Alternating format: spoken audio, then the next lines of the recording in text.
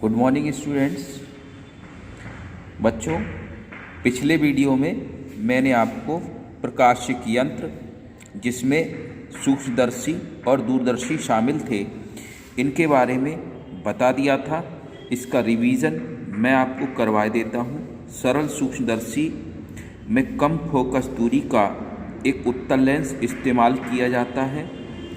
Lens के पास प्रकाशिक केंद्र और फोकस बिंदु के बीच छोटी से छोटी वस्तु, जो मान लीजिए ए बी है, ये ए बी जो वस्तु है इसका जो प्रतिबिंब है वो बड़ा, आभासी और सीधा बनता है। देखिए, आप चित्र में देख सकते हैं कि जो वस्तु है इसका जो प्रतिबिंब है वो ए बी वस्तु छोटी है और इसका प्रतिबिंब बड़ा बनना है। आभासी इसलिए कह रहे हैं बच्चों क्योंकि इसको पर्दे पर नहीं ले सकते। इसे स्पष्ट देखने के लिए लेंस से वस्तु ए बी की दूरी को इस प्रकार समायोजित करते हैं कि वस्तु का प्रतिबिंब A1 B1 आँख से स्पष्ट दृष्टि की न्यूनतम दूरी पर बने। आँख से स्पष्ट दृष्टि की दूरी 25 सेंटीमीटर होती है। अगर ये प्रतिबिंब 25 सेंटीमीटर के अंदर बनना है बच्चों, तो ये कैसा होगा? आभासी होगा, सीधा होगा और वस्तु से बड़ा होगा। आइए अब देखते हैं संयुक्त सूक्ष्मदर्शी के बारे में। देखिए, संयुक्त सूक्ष्मदर्शी द्वारा वस्तु का, छोटी से छोटी वस्तु का प्रतिबिंब बड़ा करके, बहुत बड़ा करके बनाया जा सकता है। इसमें देखिए, जैसा आप देख पा रहे हैं, इसमें एक नेत्रिका और अभिदृश्यक, दो उत्तल लेंसों का प्रयोग किया जाता है। अभिदृश्यक के सामने ये वस्तु ए बी जो रखी हुई है इसको जो है रखते हैं। इसका प्रतिबिंब A2 A1 B1 जो बनता है वो नेत्रिका के लिए वस्तु का कार्य करता है और इस प्रकार जो फाइनल प्रतिबिंब है वो A2 B2 क्या है? बड़ा होकर सीधा दिखाई देता है। जैसा पहले अभिदृश्यक द्वारा प्रतिबिंब बनता है उसी प्रकार ये इस नेत्रिका का जो लेंस है वो सरल सूक्ष्मदर्शी की तरह काम करता है और इसका सीधा, बड़ा और आभासी प्रतिबिंब बना देता है।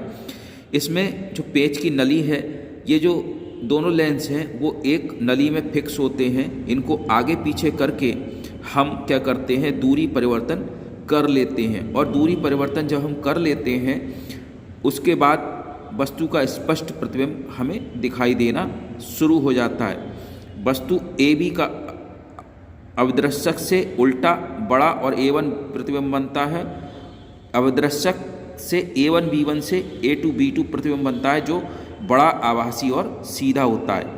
इस प्रकार सूक्ष्मदर्शी से ए बी वस्तु का बहुत बड़ा व उल्टा प्रतिबिंब प्राप्त होता है। देखिए, ये वस्तु जो ए बी थी इसके मुकाबले कैसा प्रतिबिंब होता है? उल्टा होता है। ये उल्टा है, ए बी सीधा है और आभासी होता है।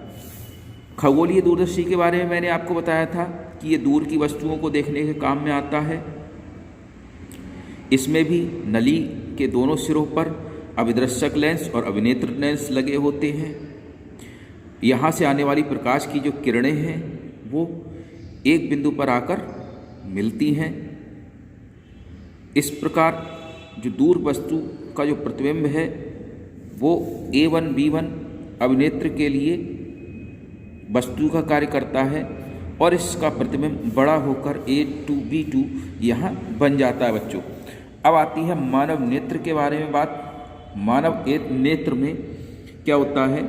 देखिए, ये जो उभरा हुआ हिस्सा जो दिखाई दे रहा है, इस उभरे हुए हिस्से को हम क्या कहते हैं? रेटिना कहते, सॉरी, इस उभरे हुए हिस्से को हम पुतली कॉर्निया कहते हैं। इस कॉर्निया में क्या होता है? इसके अंदर एक पुतली होती है जहाँ से प्रकाश आता है और अभिनेत्र लेंस तक पहुँचता है। प्रकाश अभिनेत्र लेंस तक पहुँचने के लिए रास्ते में एक द्रव भरा होता है, इसे हम नेत्रोद द्रव कहते हैं। ये लेंस मांसपेशियों द्वारा लटका रहता है। इनको हम आइरिस भी कहते हैं बच्चों। इस प्रकार जो लाइट यहाँ से जो एंटर करेगी वो पुतली से होते हुए अब नेत्रोद्रव से होते हुए लेंस पर पहुँचेगी और यहाँ पर इसका अपवर्तन होगा। अपवर्तन के बाद ये प्रकाश तरंगें विद्युत चुंबकीय तरंगों में बदल जाएंगी और ये विद्युत चुंबकीय तरंगें रक्तक पटक पर जाकर अपना सेंसेशन उत्पन्न करेंगी। ये कंपन या एक तरीके के जो फोटोन यहाँ पर पैदा हुए वो रक्त पटल पे जाकर अपनी उपस्थिति दर्ज कराएंगे और यहाँ से नर्वस सिस्टम द्वारा जो न्यूरॉन्स हैं वो इसको ग्रहण करेंगे और इसको दिमाग तक पहुँचाएंगे। लेंस से और द्रव पटल के बीच में यहाँ पर काचाभ द्रव होता है। ये काचाभ द्रव प्रकाश को चलने में आगे मदद करता है। ये एक काले रंग की झिल्ली की तरह होता है रक्त पटल। इसके उस बिंदु पर जहाँ पर कोई सेंसेशन नहीं बनता उसको पीत बिंदु या अंध बिंदु कहते हैं, अंध बिंदु कहते हैं। और जहाँ पर ये नर्व्स जो है मिलती हैं आके उसको पीत बिंदु कहते हैं। इस प्रकार आपने मानव नेत्र में ये पढ़ा कि नेत्र मानव शरीर का एक महत्वपूर्ण अंग है। इसके द्वारा हम आसपास एवं दूर की वस्तुओं को देखते हैं। मानव नेत्र गोलाकार होता है जिसके सामने का कुछ भाग उभरा हुआ होता है। उभरे हुए भाग को कॉर्निया कहते हैं। कॉर्निया के पीछे एक पर्दा होता है जिसे आइरिस कहते हैं। आइरिस के मध्य में एक लघु निकास होता है जिसे पुतली कहते हैं। जो हमारे आँख में उभरा हुआ हिस्सा दिखाई दे रहा है वो है कॉर्निया। और इसके पीछे जो काले रंग का या जो आँख का कलर जिसके कारण दिखाई देता है नीला, काला, भूरा, वो काय के कारण होता है बच्चों?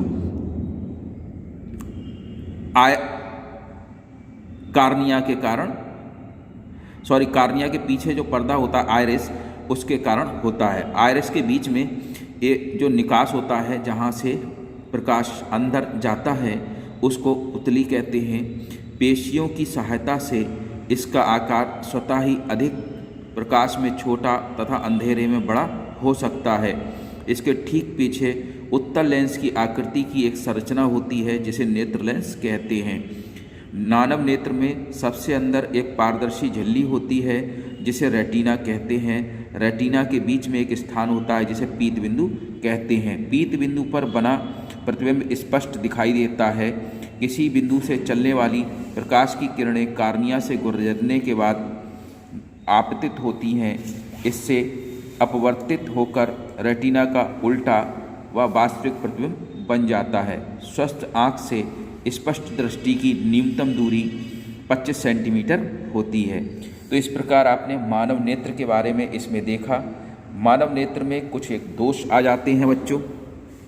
इन दोषों को देखने के लिए निकट दृष्टि दोष, इसको हम शॉर्ट साइटनेस कहते हैं। निकट दृष्टि दोष यानी लेंस की फोकस दूरी जब कम हो जाती है तो दूर की वस्तुओं का जो प्रतिबिंब है वो रेटिना पर ना बन के उससे पहले ही बन जाता है। दूर की वस्तु साफ नहीं दिखाई देती। इस प्रकार जो दोष आँख में आता है वो कैसा आता है? निकट दृष्टि दोष आता है। देखिए, दूर से आने वाली जो वस्तु है उसके द्वारा प्रकाश की जो किरणें आती हैं वो कैसी आएंगी? समानांतर आएंगी। देखिए, अनंत से जो किरणें आती हैं वो समानांतर होती हैं और अपवर्तन के बाद ये एक बिंदु पर मिलती हैं। वह बिंदु अगर रेटिना है तब तो हमारी आँख पर स्पष्ट प्रतिबिंब बनेगा, अन्यथा की स्थिति में वह प्रतिबिंब नहीं बनेगा। ऐसी स्थिति में जब हमारी आँख पर रेटिना की जगह प्रतिबिंब उससे आगे बन जाता है वह आँख निकट दृष्टि दोष से डिफेक्टेड कहलाती है। ऐसी स्थिति में हमारी लेंस की फोकस दूरी कम हो जाती है। इस दोष को दूर करने के लिए बच्चों हम क्या करते हैं, इसके आगे एक अवतल लेंस लगा देते हैं। ये अवतल लेंस जो फोकस दूरी कम हो गई थी उसको बढ़ा देता है और वस्तु का अनंत पर स्थित वस्तु का जो प्रतिबिंब है वो रेटिना पर बनना शुरू हो जाता है। देखिए, आपकी किताब में लिखा हुआ है कि निकट दृष्टि दोष को दूर करने के लिए चश्मे में उचित फोकस दूरी का अवतल लेंस प्रयोग किया जाता है। यह लेंस प्रकाश किरणों को अपसारित करके प्रतिबिंब को रेटिना पर बनाता है, जिससे निकट दृष्टि दोष दूर हो जाता है। यहाँ पर एक शब्द आया बच्चों, अपसारित। अपसारित का मतलब है किरणों को फैलाना, यानी जब किरणें मुख्य अक्ष से दूर हटती हैं या फैलती हैं तो उसे हम निकट दृष्टि दोष उसे हम लेंस के अपसारण की घटना या डायवर्जिंग की घटना कहते हैं। तो इस प्रकार निकट दृष्टि दोष को अवतल लेंस की सहायता से दूर किया जाता है। आइए देखते हैं दूरदृष्टि दोष। दूरदृष्टि दोष जब निकट दृष्टि दोष का उल्टा होता है, इस स्थिति में जो प्रतिबिंब रेटिना के पहले बन रहा था वह क्या होगा, रेटिना के पीछे जाकर बनता है। यानी स्पष्ट दृष्टि की न्यूनतम दूरी पर अगर कोई वस्तु रखी है तो उसका प्रतिबिंब क्या है, रेटिना के पीछे बनता है। कुछ व्यक्तियों के नेत्रों की वक्रता कम होने के कारण फोकस दूरी बढ़ जाती है। यानी फोकस दूरी जब बढ़ गई तो निकट स्थित वस्तुओं के प्रतिबिंब रेटिना पर ना बनकर उसके पीछे बनते हैं। फलस्वरूप निकट रखी वस्तुएं स्पष्ट नहीं दिखाई देती। इस प्रकार की दृष्टि दोष दूरदृष्टि दोष कहलाता है। अर्थात जब स्पष्ट दृष्टि की न्यूनतम दूरी यानी 25 सेंटीमीटर पर कोई भी वस्तु रखी है और उसका प्रतिबिंब रेटिना के पीछे बन रहा है। देखिए इस चित्र में आप देख सकते हैं कि ये प्रतिबिंब रेटिना के पीछे जाके बन रहा है। उस स्थिति में क्या होगा कि जो किरणें हैं वो कहाँ होंगी, पीछे जाके पड़ेंगी, और पीछे जब पड़ेंगी तो क्या होगा, हमें वस्तु स्पष्ट नहीं दिखाई देगी। इस दोष को हम निकट दूरदृष्टि दोष कहते हैं या इंग्लिश में लॉन्ग साइटेडनेस कहते हैं। लॉन्ग साइटेडनेस के कारण हमें दूर करने के लिए चश्मे में उत्तल लेंस का प्रयोग करना पड़ेगा, क्योंकि उत्तल लेंस किरणों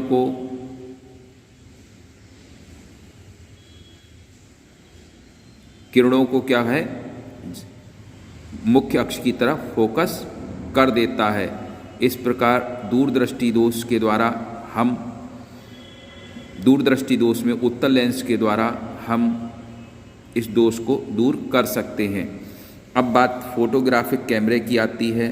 फोटोग्राफिक कैमरा व्यक्ति या वस्तु ना होकर फोटोग्राफिक फिल्म पर इसका जो है प्रतिबिंब प्राप्त करते हैं। इस वस्तु को उत्तल लेंस के सामने रखते हैं, इसका प्रतिबिंब यहाँ पर बन जाता है, वास्तविक प्रतिबिंब उल्टा बनता है, और हम शटर उतनी देर के लिए खोलते हैं जितनी देर के लिए प्रकाश एंटर होता है, और इसका जो प्रतिबिंब है वो फोटोग्राफिक फिल्म पर प्राप्त कर लिया जाता है। आजकल विकसित डिजिटल कैमरे में फोटोग्राफिक फिल्म के स्थान पर इलेक्ट्रॉनिक तकनीक इस्तेमाल की जाती है। अब मानव नेत्र और कैमरे में कुछ एक अंतर है। मानव नेत्र में वस्तुओं को देखने के लिए एक क्रिस्टलाइन उत्तल लेंस होता है। कैमरे में भी वस्तुओं का चित्र खींचने के लिए एक उत्तल लेंस होता है, यानी दोनों में उत्तल लेंस का प्रयोग किया जाता है। मानव नेत्र में प्रकाश पुतलियों से होकर अंदर आता है, जबकि कैमरे में स्वचालित होकर प्रवेश करता है। आवश्यकता अनुसार प्रकाश नेत्र में भेजने के लिए आइरिस की सहायता से पुतलियों में फैलाया सिकोड़ा जा सकता है। यानी कम या ज़्यादा करने के लिए आइरिस क्या करता है, पुतली को फैला देता है और सिकोड़ देता है। इसके लिए इस काम के लिए यहाँ पर डायफ्राम होता है जो कैमरे में प्रकाश को नियंत्रित करता है। तो इस प्रकार बच्चों कुछ एक पॉइंट्स और हैं इसमें, उनको भी देख लेते हैं। नेत्र लेंस द्वारा वस्तु का उल्टा प्रतिबिंब रेटिना पर बनता है, जबकि इसका जो प्रतिबिंब है वो फोटोग्राफिक फिल्म पर बनता है। रेटिना पर बना प्रतिबिंब दृक् तंत्रिकाओं द्वारा मस्तिष्क में भेजा जाता है, जिसे मस्तिष्क सीधा कर लेता है। फोटोग्राफिक फिल्म पर प्राप्त उल्टा चित्र को फोटोग्राफिक कागज के सुग्राही तल पर रखकर सीधा कर लिया जाता है। ये फोटोग्राफिक फिल्म पर जो उल्टा प्रतिबिंब बना उसको निगेटिव को पॉजिटिव कर लेते हैं। सीलियरी मसल्स आँख में होती हैं जो आवश्यकता अनुसार लेंस की फोकस दूरी को कम ज़्यादा कर लेती हैं ताकि रेटिना पर स्पष्ट प्रतिबिंब बने। जबकि फोटोग्राफिक फिल्म को बदलने के लिए, स्पष्ट प्रतिबिंब प्राप्त करने के लिए कैमरे के धारक में एक पेंच लगा होता है, जिससे लेंस तथा फोटोग्राफिक फिल्म के बीच की फोकस दूरी को संयोजित कर लेते हैं। यानी ये जो पेंच है इससे हम लेंस और फोटोग्राफिक फिल्म के बीच की दूरी को समायोजित कर लेते हैं। तो इस वीडियो में बेटा इतना ही। इसके अभ्यास प्रश्नों के साथ फिर मिलते हैं। Thanks for learning.